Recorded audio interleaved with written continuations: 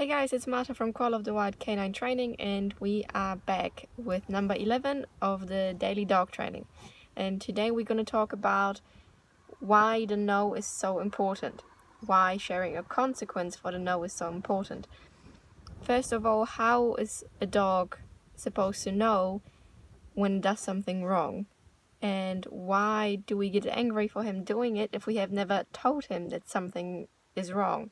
Let's just take a simple example of jumping up. If you have never said no to your dog for your jumping up, how is he supposed to know that it's not allowed? If your dog is barking in the yard and you have never told him that barking is not allowed, how is he supposed to know that it's not allowed? Every time we don't say no, there's only one other possibility of what that could mean to the dog, which means it's allowed. So we're saying yes.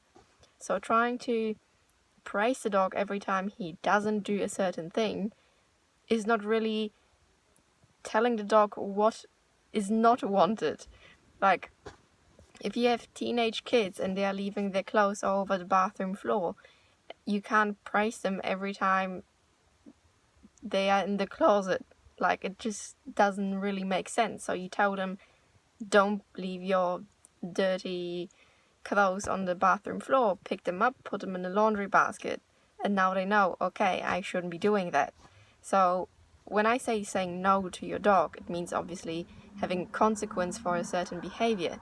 That way your dog knows, okay, when I jump up, it's not comfortable, it's not cool, but every time I don't, I get praised. So now your dog comes into thinking of, what should I be doing? So this was actually really nice. I didn't jump, so it was great.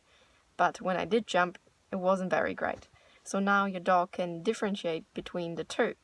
So you're giving the dog a chance to actually work and think and do things, where what I see most of the time happening is that people try to not apply a consequence to an unwanted behavior and praise something that they are not doing. So let's say the dog isn't jumping and they only praise that, and then they get angrier and more frustrated with the dog still jumping, and then there might be a consequence delivered, but out of anger because it has been too much.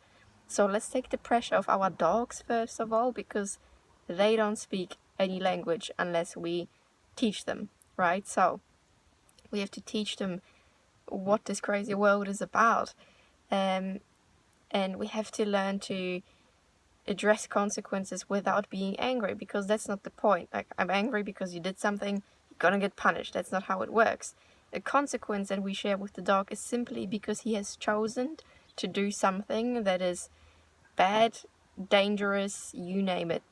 At the same time, he gets praised for the things he does great. So now he has the choice of doing good behaviors or bad behaviors. And with us being calm, the dog doesn't have to freak out. There is no fear involved or anything like that. It's just a simple consequence. So as well as giving the dog a no, we also have to work on our own mindset, making sure that when we say no, it's not out of anger or out of frustration, because it has built up because we've been taught to always just praise the dog and never say no, never share a consequence with the dog, and get more and more frustrated. So really we have to say to ourselves, it is good to share consequences and say no and set boundaries and set rules. But at the same time, we want to do it simply because it's a fact of life and not because we're angry or frustrated. Awesome, I hope it helps, and see you guys tomorrow.